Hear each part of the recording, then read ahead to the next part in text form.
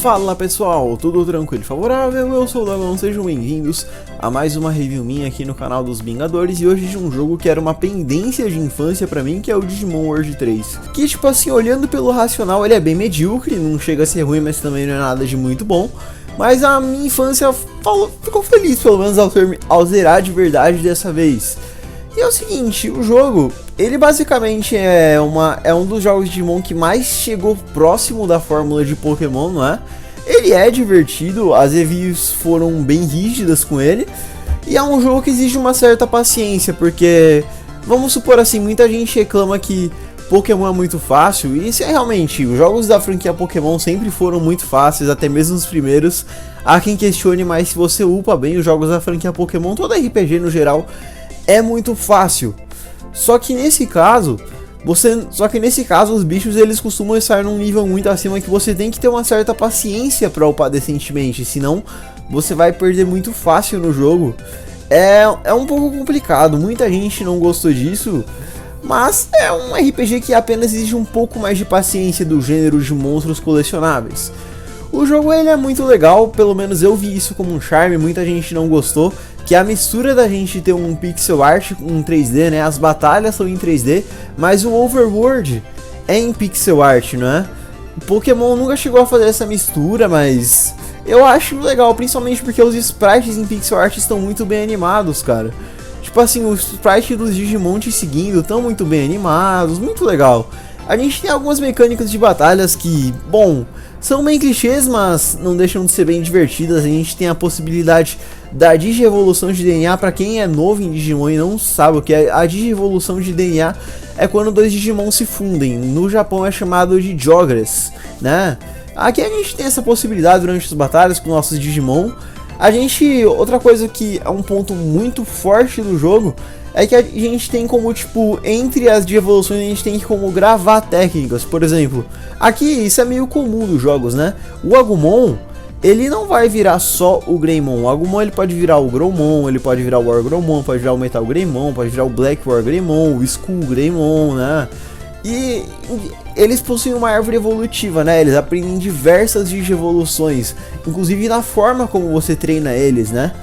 E durante essa forma como eles treinam, que você aprende essas digievoluções, cara, basicamente você pode, quando você chegar ao nível 99 máximo nessa digievolução e você aprendeu todas as skills dessa digievolução, você pode gravar elas, e aí qualquer digievolução que basicamente que o seu Digimon virar, ele vai ter a técnica lá gravado, que é muito útil, né? Você basicamente aqui tem um sistema de efforts bem in-game, né? Que, por exemplo, quando você ia efortar algo em Pokémon, você tinha que ou ficar fazendo lá naquele saquinho de pancada, igual você fazia no Sun and Moon, ou você tinha que ficar matando o Ingo, né? Tinha certos bichos que efortavam o seu Pokémon. Mas aqui, cara, a questão é mais a seguinte. Aqui a gente, tipo, pra cada level a gente ganha 5 de Training Points, de TP. E basicamente a gente pode distribuir esses pontos para os stats que a gente quiser. E tem animação do Digimon treinando, animações únicas, tem treinamentos que os Digimons têm mais facilidade, treinamentos que não. E tem algumas animações de treinamento que até o Digimon falhando você vê que fofura, cara, que é muito engraçado, certo? Então, tipo assim, esses são os pontos fortes do jogo. A dificuldade é algo relativo, porque é um jogo que exige uma paciência. Se você não é uma pessoa muito paciente, como eu disse, vai jogar. Mas também há pontos que não dá pra negar que são um pouco fracos em relação a Pokémon, que é o jogo o qual esse jogo tenta concorrer, não é? E é o seguinte, cara, apesar das animações do Overworld em pixel art serem bonitas, por algum motivo o Overworld ele não carrega direito muitas vezes. Você não pode ir muito, porque senão você vai se perder. Você vai se perder no meio de cubinhos azuis conforme vai carregando, né? Os carinhas, os NPCs, muitas vezes as quests, elas não são muito claras em relação a achar as coisas. Você até deduz, mas tipo, é uma dedução que muitas vezes você fica perguntando que, tipo, não tem nada a ver, sabe? E tem algumas partes que, tipo assim, que o mapa não se adapta muito bem, né? Que segue numa perspectiva um pouquinho diferente de Pokémon. Pokémon se olha de cima pra baixo. Ali você olha até de cima pra baixo, mas numa perspectiva mais diagonal. Não sei o nome daquela perspectiva, vocês devem estar vendo na tela. Quem souber me avisa. E é o seguinte, cara, mesmo você olhando por essa perspectiva, muitas vezes você vai pra trás dos objetos e tipo assim, você não tem certeza se é ali a quest. Então um pouquinho, as quests main e um pouco side foram um pouco mal elaboradas e nem sempre as coisas dão muitas pistas, né? Uma das graças do jogo é, tipo, pra você personalizar os seus Digimon, que é um negócio que dá até um trabalho, após uma parte do jogo você pode recrutar o DNA de outros Digimon, derrotando a forma perfeita deles, a forma Ultimate. E só que você vai ter que upar desde o level 1, é uma coisa bem trabalhosa. Você só pode conseguir o Vimon por lá, que o Vimon vira o Imperial Dramon, que muita gente gosta, ele virou o Megamon também. Fazendo isso, né, é uma questão complicada. O boss final é o Galacticmon, ele é um boss bem difícil até, mas não dá pra mentir que dá uma sensação boa quando derrota ele. Cara, é meio complicado você dizer, porque uma coisa que eu também acho que eles elaboraram muito mal foi a questão da equipe vilã, cara. O plot dos vilões, além de ser muito clichê, é uma historinha muito ruim, principalmente o plano vilão. A partir de agora, eu vou dar spoilers, como eu sempre aviso. Perdão não ter avisado no começo, mas eu vou dar spoilers. É o seguinte, basicamente a gente é o garoto júnior, a gente vai lá pelo Digimon Online, uma coisa que você até gostaria que existisse na vida real. O Digimon, o Digimundo, o mundo digital, é um jogo lá. Você sai do trabalho, você loga, você mata uns Digimon lá, faz umas batalhas, você é feliz, né, e volta. E inclusive você é transportado de corpo lá, né? Você sai da vida real. E basicamente acontece um ataque terrorista de uma organização chamada AOA, que basicamente você tá proibido, ninguém mais vai conseguir sair do Digimon Online. E aí você e os seus amigos começam a investigar isso, começa a aparecer um hacker chamado Lucky Mouse, Rato Sortudo, a grande tradução, né?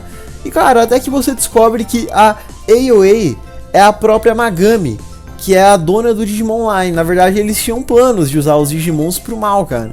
E o Lucky Mouse, que estava sendo tido como vilão, na verdade o próprio Lucky Mouse estava tentando impedir de acontecer uma merda.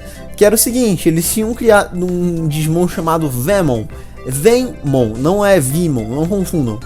E esse Digimon, ele consegue, além de ficar mais forte devorando outros Digimons, ele consegue tomar posse das coisas. E chega numa parte do jogo que, tipo assim, que ele vira Snatchmon e basicamente ele toma posse de uma máquina de guerra e vira Destromon, né?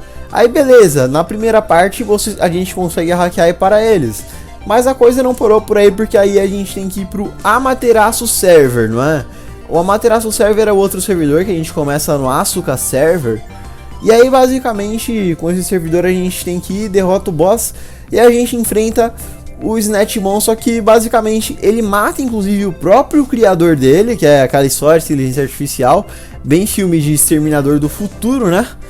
E basicamente ele se funde com o satélite e ele se torna Galacticmon, e assim tem o boss final. Eu dei uma resumida muito enxuta na história porque tem alguns detalhes que eu não quis falar. A única coisa que eu não detalhei ainda do plano maligno, que é muito lixo, a forma como o Snatchmon quer dominar a Terra, a AOA no caso, né?